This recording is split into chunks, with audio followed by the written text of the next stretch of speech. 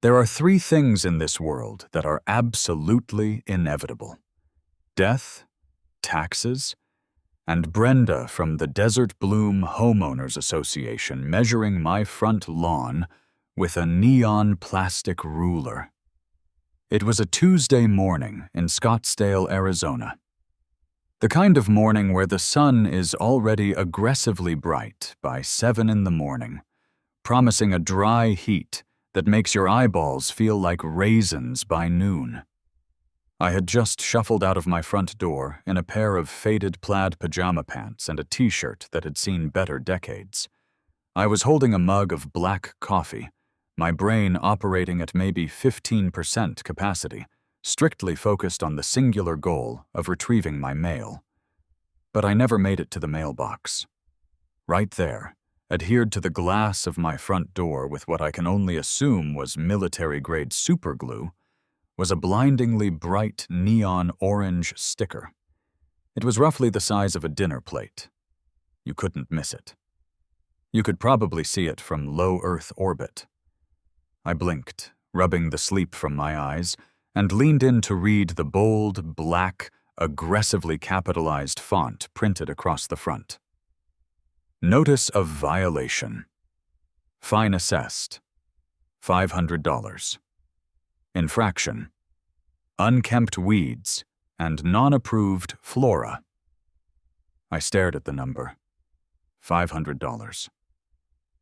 I took a slow sip of my coffee, the bitter liquid burning the back of my throat, trying to process the sheer audacity of what I was looking at. $500 for weeds? I didn't even have a traditional lawn. When I bought this house 3 years ago, I specifically ripped out the thirsty, pathetic Bermuda grass that previous owners had desperately tried to keep alive in the middle of the Sonoran Desert. I had replaced it with xeriscaping, gravel, some local boulders, and a few patches of native plants that required zero maintenance and zero water. It was practically barren, save for one specific corner near the front window, where a cluster of tall, leafy green stalks had sprouted up after the rare winter rains. I kind of liked them. They had these little clusters of flowers. They were surviving against all odds in the brutal Arizona sun. But apparently surviving was a violation of the Desert Bloom HOA covenants. I picked at the corner of the sticker. It didn't budge. It just shredded into tiny orange flakes under my fingernail. Don't bother trying to peel it off. It uses a special tamper-proof adhesive. The voice was shrill, cutting through the quiet morning air like a dentist's drill. I didn't even need to turn around to know who it was, but I did anyway. Sitting idling about 3 houses down, parked slightly up on the curb, was a customized electric golf cart. It was painted a metallic beige to match the houses, complete with a tiny, fringed canopy. Sitting in the driver's seat was Brenda. Brenda was the president of the Desert Bloom HOA. She was a woman in her late 50s who wielded her clipboard like a broadsword.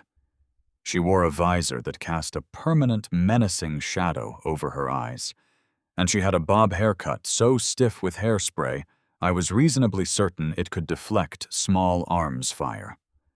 I took another sip of my coffee, stepped off my porch, and walked barefoot across the warm concrete of my driveway toward her. "Good morning, Brenda," I said, keeping my voice painfully even. "I see you've resorted to vandalizing my property before 8 a.m. now. That's a new record, even for you." Brenda slammed the golf cart into forward, whirring silently down the street until she was parked exactly at the edge of my property line. She didn't cross it. She never crossed it. She just hovered at the border, a beige sentinel of suburban misery. "It is not vandalism. It is an official notice of covenant violation," Brenda snapped, adjusting her grip on the steering wheel. She didn't look at me. She looked past me, glaring at the cluster of green stalks by my front window. Section 4. Paragraph B of the Community Guidelines clearly states that all front-facing landscaping must be manicured, uniform, and free of unkempt weeds exceeding 4 inches in height. "They aren't weeds, Brenda," I said, leaning against my stone mailbox column. "They're native plants. They belong in the desert. Unlike, say, that massive water-guzzling ficus tree you have in your front yard." Brenda's posture rigidified. "My ficus is a pre-approved ornamental fixture. Your yard looks like an abandoned lot in a bad neighborhood. You are dragging down the property values of the entire cul-de-sac. Property values are fine," I countered. "The only thing dragging down the neighborhood is the fact that people can't walk to their cars without being ambushed by a golf cart." She finally locked eyes with me. There was no humor there. Only a deep, bureaucratic void. "You have until Friday," she said, her voice dropping an octave. "If those weeds are not completely eradicated, uprooted, and the gravel raked to an even grade, that fine doubles, and it will continue to double every week until a lien is placed on your home. We are not playing games. $500 is extortion, Brenda. For a patch of plants? It's about maintaining standards," she said, tapping a manicured fingernail against her clipboard. "Standards separate us from the animals. Friday. Have a blessed day." She slammed her foot on the accelerator. The golf cart whined aggressively, kicking up a tiny puff of dust as she sped off toward the end of the street, presumably to ruin someone else's morning over a visible trash can or an unapproved shade of beige paint. I stood there for a long time, watching her disappear around the corner. I looked down at my bare feet, then back at the cluster of green stalks by my window, and finally at the glaring orange monstrosity permanently fused to my front door glass.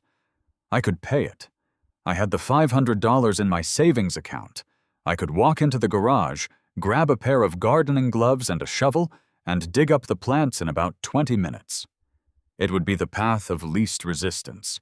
It would make Brenda go away. But as I stood there in the growing heat, a familiar, stubborn knot began to form in the center of my chest. It wasn't just about the money. It was about the audacity. It was about the smug, satisfied look on her face under that ridiculous visor. If I dug those plants up, she won. If I paid that fine, I was funding her golf cart patrols. I was validating her existence. "Absolutely not," I muttered to myself. I turned around and walked back inside, ignoring the orange sticker mocking me from the glass. I didn't just want to fight the fine. Fighting the fine meant arguing in front of the HOA board, a kangaroo court where Brenda was both the judge and the executioner. No, fighting wasn't enough. I needed to paralyze them.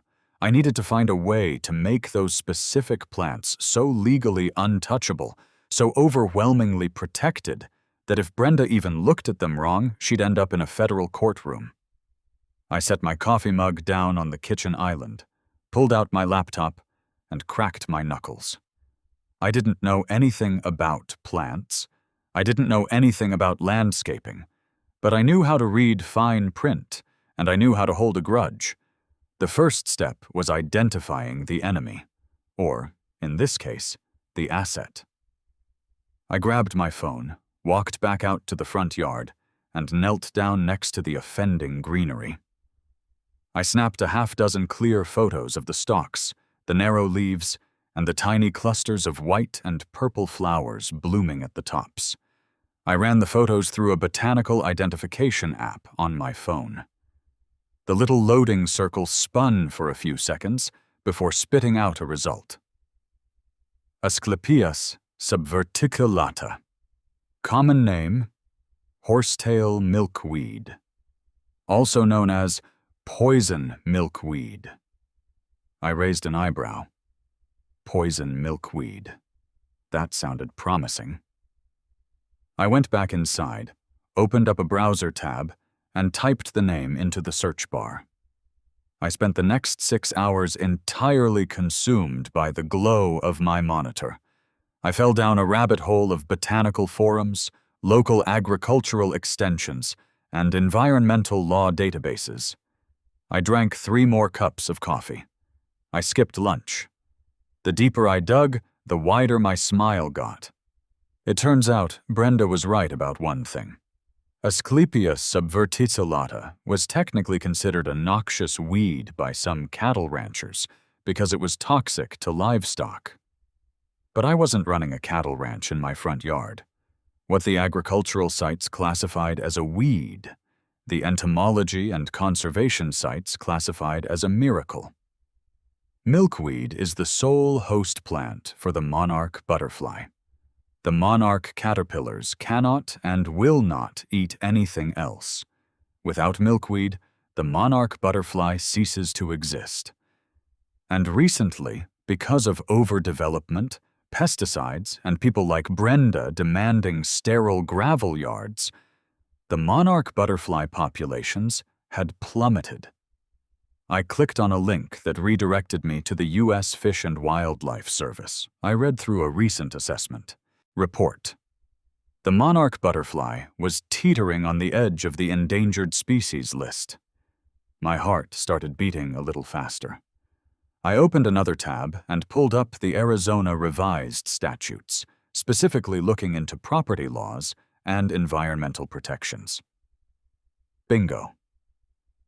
Because of the severe drought conditions and the push for environmental conservation, the state of Arizona had passed laws explicitly protecting homeowners' rights to install and maintain water-saving, wildlife-friendly landscaping. HOAs were strictly prohibited from forcing homeowners to tear out native plants that supported pollinators, provided the landscaping met certain criteria.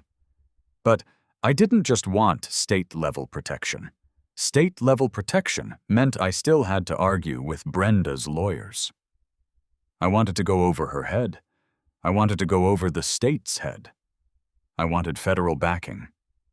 I found my way to the National Wildlife Federation website. They had a program called the Certified Wildlife Habitat Initiative. If a property provided the necessary elements for wildlife to thrive, it could be officially recognized and registered as a protected habitat on a national registry. I clicked on the application requirements.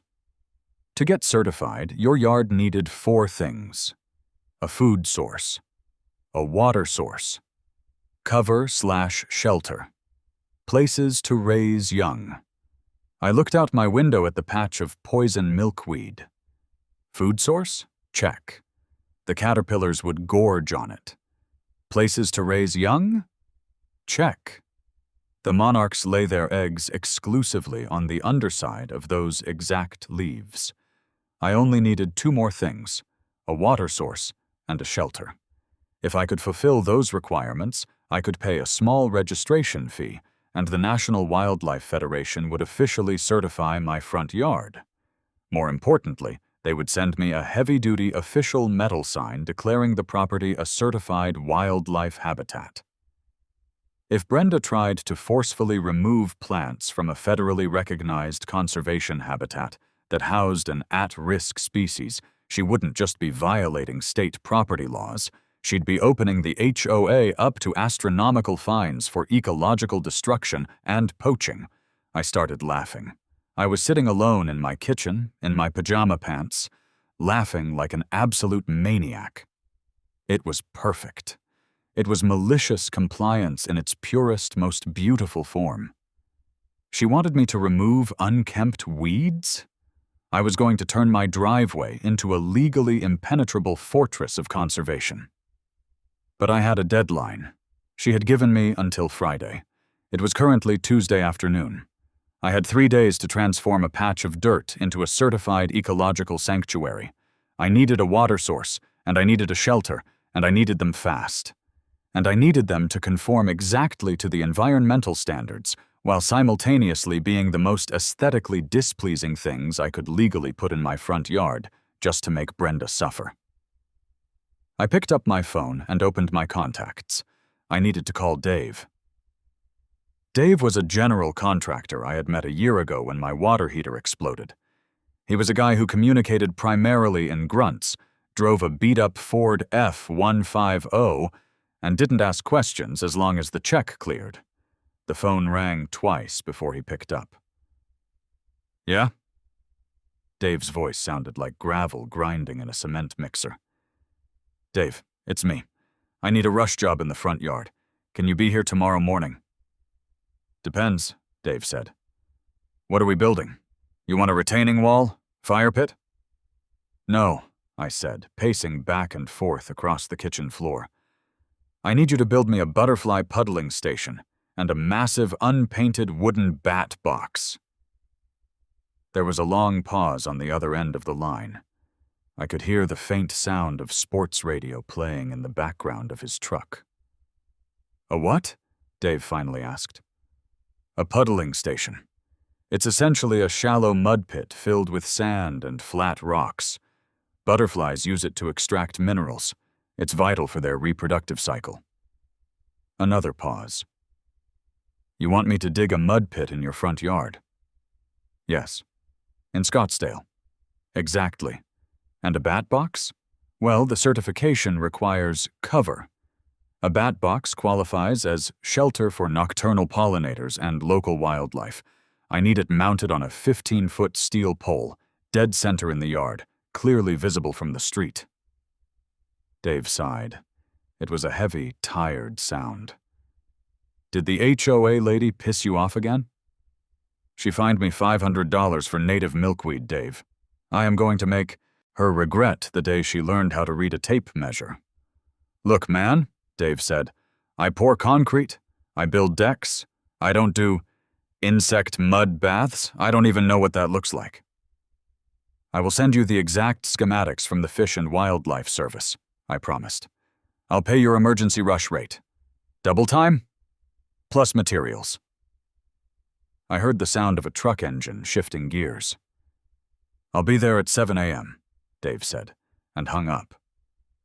I spent the rest of Tuesday evening preparing.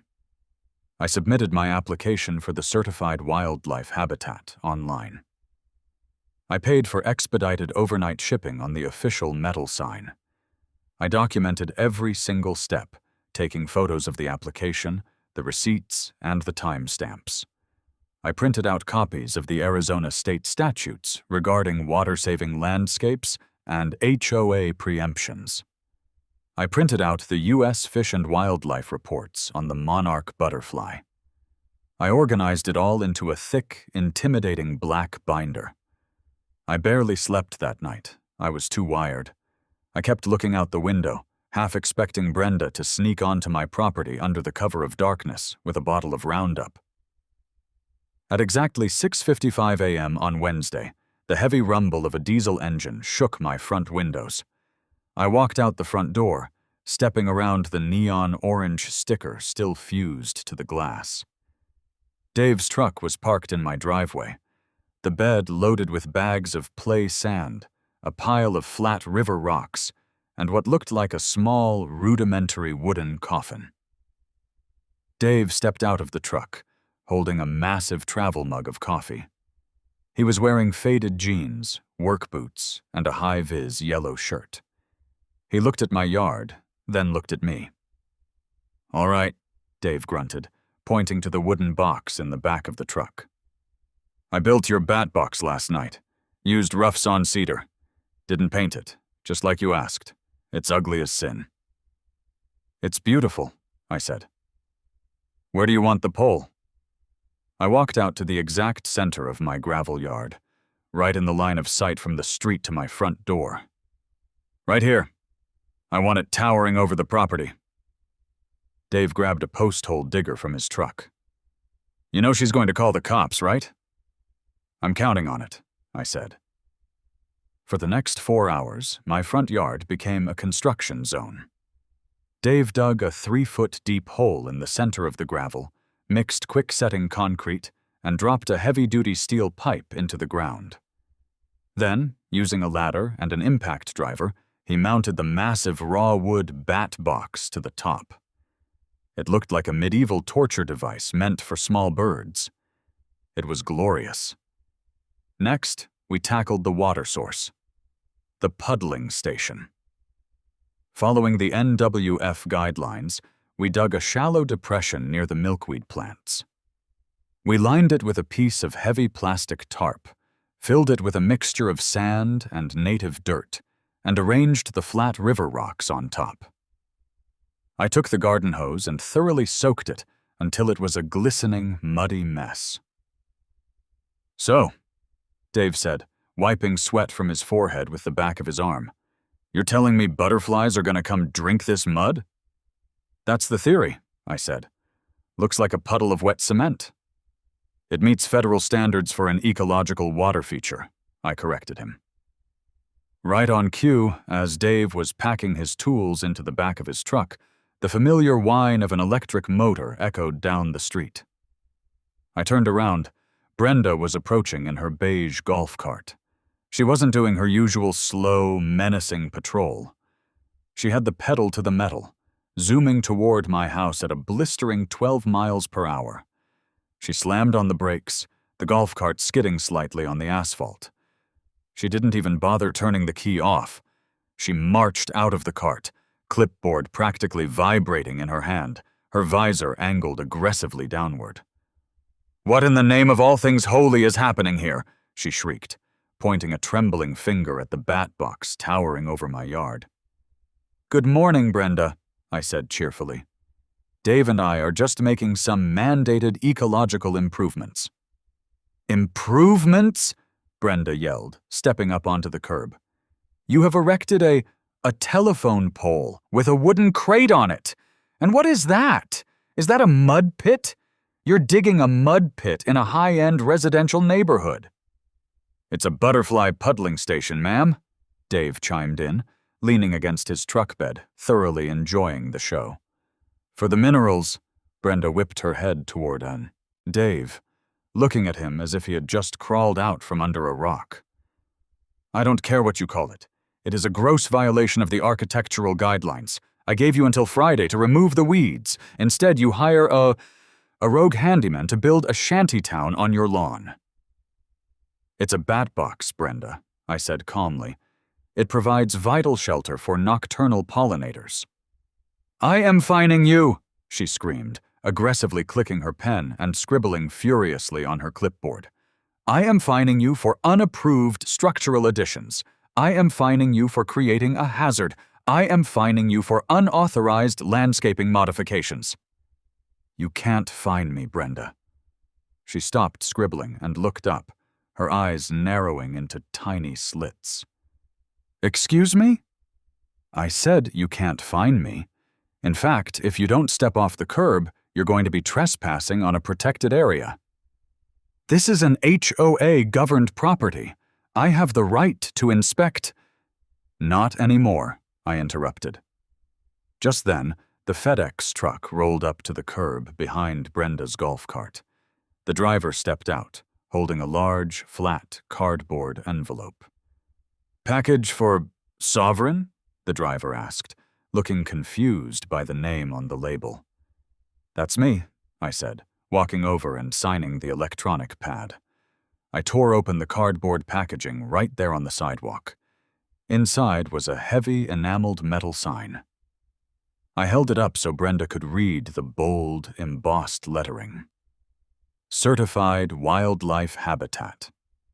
This property provides the 4 basic habitat elements needed for wildlife to thrive: food, water, cover, and places to raise young. National Wildlife Federation. Brenda stared at the sign. For a second, the gears in her head completely locked up. Her mouth opened, but no sound came out. "Dave," I said, tossing him the sign and a couple of self-tapping screws. "Mount this to the steel pole, right under the bat box, would you?" "You got it, boss," Dave grinned, grabbing his drill. "You think a mail-order novelty sign changes anything?" Brenda suddenly exploded, recovering her voice. "I don't care if you bought a badge from the Boy Scouts. You are bound by the covenants of this community. You are in breach of contract." "It's not a novelty sign, Brenda," I said, walking slowly toward her, dropping the cheerful act. I pulled out my phone and held up the digital certificate of registration. As of 9 a.m. this morning, this property is registered on the national database as a conservation habitat. That weed you want me to pull. It's Asclepias subverticillata, the sole food source for the endangered monarch butterfly. I swiped on my phone, pulling up the PDF of the state statutes. And according to Arizona state law, HOAs cannot prohibit homeowners from installing or maintaining plant species that are recognized as critical for water conservation and pollinator survival. If you attempt to enforce your landscaping covenants against this habitat, you are violating state law. Brenda's face flushed a deep, dangerous shade of crimson. You're making this up. You are manipulating the law to justify living in a pigsty. I am complying with federal and state ecological guidelines. I smiled. I'm just doing my part to save the earth, Brenda. Dave hit the trigger on his impact driver, the loud burt, burt, burt, echoing down the street as he secured the metal sign to the post. He stepped back, admiring his work. Looks official to me. This isn't over, Brenda hissed, her voice shaking with rage. She backed away toward her golf cart. I am calling the authorities. I am calling code enforcement. I am calling the police. We will see how protected your mud pit is when you are sitting in the back of a squad car for illegal dumping. She jumped into her golf cart, practically tearing the steering wheel off as she whipped it around in a tight circle and sped away. Dave walked over, wiping his hands on a rag. She seems nice. Oh, she's an absolute peach, I said, watching her disappear. Thanks, Dave. Send me the invoice. Will do, he chuckled. Good luck with the butterflies, man. Dave drove off, leaving me alone in my newly minted sanctuary. The sun was getting high now, beating down on the gravel, the raw wood of the bat box, and the glistening muddy puddle. It looked absolutely ridiculous. It was an eyesore of the highest magnitude. It was perfect. I went inside, poured myself another cup of coffee, and sat by the front window. I knew she wasn't making empty threats. Brenda never made empty threats. The authorities were coming. I opened up my black binder, checked to make sure all my printouts were perfectly organized, and waited. It didn't take long. At 11:30 a.m., a white pickup truck with amber flashing lights and a city seal on the door rolled slowly down the street. It parked squarely in front of my house. A man in a high-vis polo shirt holding a clipboard stepped out. Code enforcement. 2 minutes later, a Scottsdale Police Department SUV pulled up right behind him. And right behind the police, buzzing along like an angry metallic hornet, was Brenda in her golf cart. The cavalry had arrived. I took a deep breath, grabbed my binder, and walked out the front door. There he is, Brenda yelled, pointing at me as I stepped off the porch. She was practically vibrating. Officer, I want him cited and arrested. He is running an illegal agricultural dump. He is hoarding stagnant water. It's a public health hazard. The police officer, a tall, tired-looking guy with the name tag Miller, slowly got out of his SUV. He adjusted his duty belt, put on a pair of aviator sunglasses, and looked at my yard. He looked at the towering bat box. He looked at the mud puddle. He looked at the sign. Then he looked at the code enforcement officer. The code enforcement guy, whose name tag read Gary, let out a long, heavy sigh. He walked up to the edge of my property, peering at the mud puddle without stepping onto the gravel. Sir, Gary said, looking at me, we received a complaint about an unpermitted water feature and an illegal structure exceeding fence line height regulations. And the weeds, Brenda chimed in from the sidewalk. Don't forget the toxic weeds.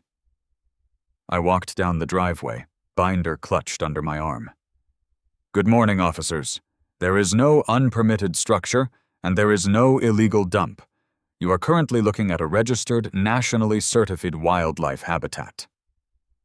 I opened the binder and handed the first stack of papers to Gary. "Here is the official registration from the National Wildlife Federation. Here are the schematics defining the shelter requirements, which mandate an elevated roosting box, hence the bat box. It is not a permanent dwelling structure, so it doesn't require a city building permit." Gary took the papers, squinting at them in the bright sunlight. I handed the next stack to Officer Miller. "Here are the U.S. Fish and Wildlife reports regarding the endangered status of the monarch butterfly and the botanical classification of Asclepias subverticillata, the plants over there, which are the mandatory host plants for the species." Officer Miller flipped through the pages, his face completely impassive behind his sunglasses. Finally, I pulled out the trump card. "And here," I said, holding up the highlighted printouts of the state statutes, "is the Arizona law explicitly prohibiting homeowners associations from restricting, fining, or demanding the removal of state-recognized water-saving pollinator landscapes." Brenda scoffed loudly. "It's a mud puddle. Tell him to fill it in. It's a breeding ground for mosquitoes." "Actually," I countered, pointing to a specific paragraph in Gary's stack of papers, "the NWF requires a water source. A puddling station is specifically designed to be shallow mud, not standing water, precisely to prevent mosquito breeding while allowing butterflies to extract minerals. It dries out every 48 hours and must be manually re-wetted." Gary looked up from the papers. He looked at the mud. He looked at the sign. Then he looked at Brenda. "Ma'am," Gary said, his voice flat. "He's right." Brenda's jaw dropped. "What?" "It's not a permanent structure," Gary explained, tapping his clipboard.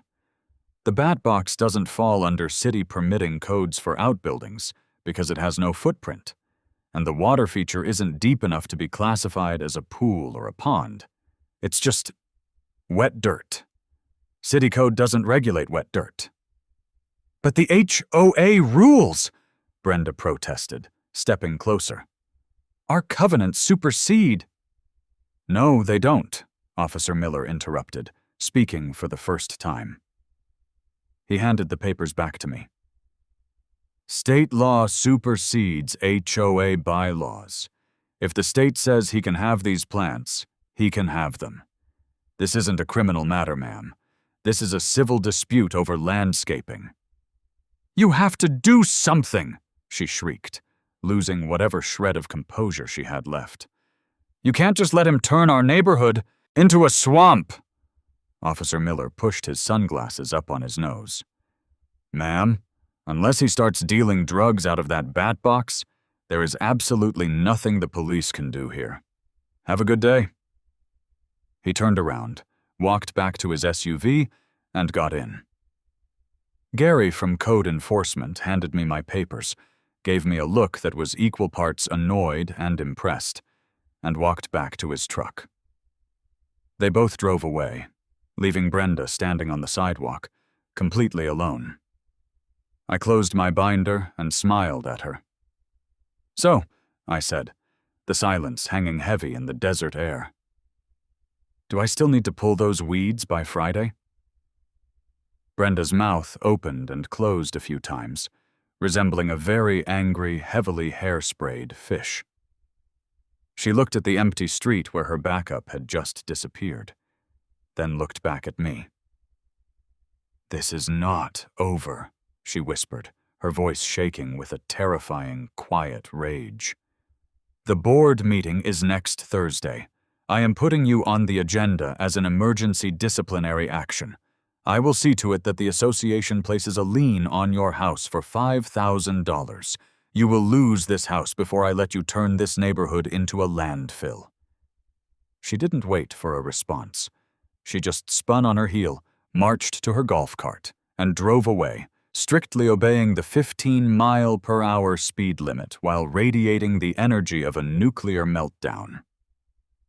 I smiled, picked up my empty coffee mug from the porch, and went back inside. The next 9 days were surprisingly peaceful. Dave's bat box cast a long, dramatic shadow across my driveway every afternoon. I diligently watered my puddling station every 48 hours, maintaining the exact ratio of mud to wet rock mandated by federal guidelines. The milkweed stalks continued to grow, their little purple and white flowers blooming defiantly in the Arizona sun. I didn't see Brenda's golf cart once. She was completely avoiding my street, clearly marshalling her forces for the impending board meeting. Thursday evening finally arrived. The Desert Bloom HOA held its monthly meetings in the community clubhouse, a beige stucco building located next to the community pool that always smelled vaguely of chlorine, floor wax, and shattered dreams. I arrived 5 minutes late, dressed in a crisp button-down shirt and carrying my thick black binder. I pushed through the double-glass doors and walked into the main rec room. It was set up like a low-budget tribunal. About 30 folding chairs were arranged in rows facing a long folding table at the front of the room. Behind the table sat the HOA board, 3 incredibly uncomfortable-looking neighbors, and in the center, Brenda. She had a projector set up. Projected onto the blank wall behind her was a massive, high-resolution photograph of my front yard. The unpainted bat box was front and center, looking like a monument to suburban decay. The room was packed. Word had clearly gotten around that tonight was going to be a bloodbath. Half the neighborhood was here to see if the guy with the mud pit was finally going to get evicted. I walked down the center aisle and took a seat in the empty front row. I placed my binder on my lap and gave Brenda a polite nod. "Let the record show that the homeowner in question has finally decided to join us," Brenda announced into a small, highly unnecessary microphone. Her voice echoed thinly through the rec room. "We are now moving to Agenda Item 4, Emergency Disciplinary Action Regarding Property Lot 114. She clicked a remote, and the projector swapped to a slide filled with bullet points. Over the past 2 weeks, the homeowner has willfully and maliciously violated community aesthetic guidelines. Brenda read off the screen, her voice dripping with righteous indignation. He has refused to remove a cluster of noxious weeds. He has erected an unapproved, unpainted wooden structure measuring 15 feet in height. He has intentionally flooded a portion of his gravel landscaping to create a stagnant mud pit. And he has repeatedly shown a flagrant disrespect for the authority of this board. A low murmur went through the crowd behind me. I heard someone whisper, "I heard he's breeding mosquitoes." "Consequently," Brenda continued, slamming her hand down on the folding table, "as president of this association, I am officially moving to assess a maximum penalty fine of $5,000 for cumulative violations, and I am requesting an immediate vote to place a lien on the property until the fines are paid and the landscaping is forcibly restored to its original state." She looked at the other 3 board members. They were nodding slowly, intimidated by her sheer force of will. "Furthermore," she added, glaring directly at me, "we have our association attorney, Mr. Harrison, on speakerphone to ensure all legal protocols are strictly followed as we initiate this lien." She gestured to a small black conference phone sitting in the middle of the table. "I'm here, Brenda," a scratchy voice came through the speaker. "Whenever you're ready for the vote." Brenda smiled a cold, victorious smile. Does the homeowner have anything to say in his defense before the board votes to ruin his month? I stood up slowly. I didn't rush. I unclasped my binder, folded it open, and walked up to the edge of the folding table. I have a few things to say, Brenda, yes, I said, pitching my voice so the whole room could hear. First of all, good evening to the board. Second of all, I would highly advise you not to hold that vote. Oh, really? Brenda scoffed into the microphone. And why is that? Did you bring us another novelty medal sign? The crowd chuckled. I let them. No, I said smoothly. I brought federal and state law. Since Mr. Harrison is on the phone, I'll direct my comments to him, as he is the only one here qualified to understand the financial liability this board is about to step into. I pulled out the first document and slid it across the table. Mr. Harrison, are you familiar with Arizona Revised Statute Section 33-1816 regarding planned communities and water-saving landscaping? There was a pause on the phone. I am broadly familiar with it, yes. Great. Then you know that the state of Arizona legally prohibits any HOA from restricting a homeowner's right to install or maintain water-conserving plants, specifically those that support local wildlife and pollinators, to mitigate drought conditions. Any HOA that attempts to force the removal of such landscaping is acting outside of their legal authority and is subject to civil litigation. Brenda rolled her eyes. Those are weeds. They are an eyesore. They are Asclepias subverticillata, I countered, sliding the U.S. Fish and Wildlife Report across the table. Milkweed. They are a state-recognized drought-resistant pollinator plant, which means, under state law, your aesthetic guidelines regarding my yard are legally null and void. That is absurd, Brenda shrieked. Mr. Harrison, tell him he's wrong. Well, the scratchy voice on the phone hesitated. Actually, Brenda, he is technically correct. The state legislature passed that preemption 2 years ago. We cannot legally compel him to remove drought-resistant pollinator plants. A hush fell over the room. The 3 spineless board members suddenly sat up a little straighter, looking nervously at Brenda. Fine, Brenda snapped, her face turning red. Keep the weeds, but that doesn't excuse the mud pit, and it certainly doesn't excuse that wooden monstrosity in the middle of the yard. The state law doesn't protect unapproved structures. We are still voting on the lien. I couldn't help it. I smiled. A big, genuine, teeth-baring smile. This was the moment I had been waiting for. You're right, Brenda, I said, my voice dropping to a calm, deadpan level. State law doesn't protect the bat box or the puddling station, but federal law does. I pulled out the final stack of papers, the heavy, watermarked registration documents from the National Wildlife Federation, along with a printed copy of the Endangered Species Act guidelines. I dropped them onto the center of the table with a loud thwack. Mr. Harrison, I said, leaning over the table toward the speakerphone. My front yard is no longer just a yard. As of last week, it is a federally registered, certified wildlife conservation habitat, designated specifically for the protection and breeding of the monarch butterfly.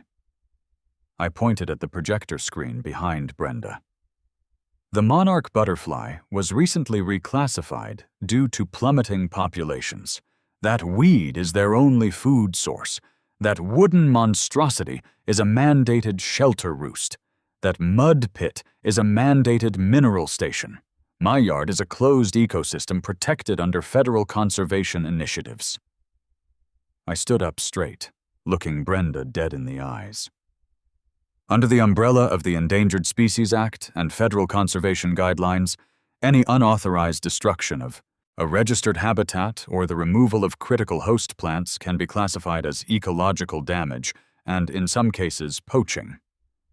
I let that word hang in the air for a second. Poaching. If this board votes to send a landscaping crew onto my property to dismantle my certified habitat, I continued, my voice echoing in the dead silent room, You are not committing an HOA violation. You are committing a federal environmental offense. The fines for intentionally destroying an endangered species breeding habitat start at $25,000 per violation. I closed my binder with a sharp snap. So, I said, looking down the row of terrified board members, if you want to vote to put a lien on my house, go ahead. But the second a single shovel touches my property, I am calling the U.S. Fish and Wildlife Service, and I am handing them the minutes of this meeting to prove that this board premeditated a federal offense. Who wants to be the first one to grab a shovel? The silence in the clubhouse was absolute. You could hear the hum of the air conditioning unit. You could hear the buzzing of the fluorescent lights. Brenda looked at the papers on the table. She looked at the screen. She looked at the speakerphone. "Mr. Harrison?" she croaked, her voice suddenly sounding very small. There was a long, agonizing sigh from the speakerphone. "Brenda," the lawyer said, sounding deeply exhausted, "do not touch his yard. Do not vote on a lien. Do not send a landscaping crew. If his property is a federally registered habitat, we have absolutely no jurisdiction here. If you touch it, the HOA's insurance will not cover the resulting federal fines. You will bankrupt the association." One of the spineless board members, a guy named Gary, who usually just nodded at everything Brenda said, suddenly grabbed his microphone. "I move to dismiss all fines and cancel the disciplinary action regarding Lot 114, he blurted out, sounding panicked. "Seconded," yelled the woman sitting next to him. Brenda looked like she had just been struck by lightning. Her meticulously hairsprayed bob seemed to deflate slightly. She stared at me, her mouth open, the fight completely drained out of her. "Motion passes," Gary squeaked into the mic. "Meeting adjourned." The crowd in the rec room erupted. Half of them were laughing. The other half were whispering frantically. I didn't stick around to chat. I tucked my binder under my arm, gave Brenda one last, entirely unapologetic wave, and walked out the double-glass doors into the warm Arizona night. It's been a month since the meeting. True to their panicked vote, the HOA officially waived the $500 fine. They dissolved the threat of the lien, and by some absolute miracle, they sent out a community-wide email stating that due to newly discovered state regulations, the HOA would temporarily be suspending all citations regarding xeriscaping and drought-resistant flora. I broke the system. But the best part isn't the victory over Brenda. The best part is the yard itself. I was fully prepared for the bat box and the mud pit to remain nothing more than spiteful, useless eyesores. I was wrong. About 2 weeks after the showdown at the clubhouse, I was drinking my morning coffee by the front window when I saw it. A massive, brilliant orange and black monarch butterfly fluttering erratically across the street. It hovered over the scorching asphalt, caught the scent of the milkweed, and banked sharply into my yard. It landed right on one of the white flowers. By the end of the week, there were 3 of them. Then 5. I walked out to check the milkweed stalks a few days ago, and underneath one of the broad green leaves, I found tiny, pale yellow eggs. The system actually worked. The sanctuary was operational. Even Dave's ugly, unpainted bat box had found a purpose. I saw a couple of local Mexican free-tailed bats swooping around it at dusk last Tuesday, eating the mosquitoes that everyone was so worried about. My yard looks like absolute, unmitigated chaos. The milkweed is sprawling and untamed. The bat box towers like a weird suburban obelisk. The metal Certified Wildlife Habitat sign gleams proudly in the sun. It is the ugliest yard in the entire subdivision, and it is entirely, flawlessly, legally protected. And Brenda? Brenda still does her morning golf cart patrols, but she has to change her route now. She used to drive slowly past my house to glare at my gravel. Now, she hits the accelerator the second she turns onto my street, staring rigidly straight ahead, refusing to even look at the towering bat box or the fluttering butterflies. I didn't just save $500. I didn't just beat an HOA. I became a steward of the earth. I am the Lord of the Butterflies. And the next time a suburban dictator tries to fine you for an unkempt weed, just remember, with a little bit of research, a little bit of spite, and a whole lot of mud, you too can weaponize nature. They aren't weeds. They're a federally protected spite garden, and they are beautiful.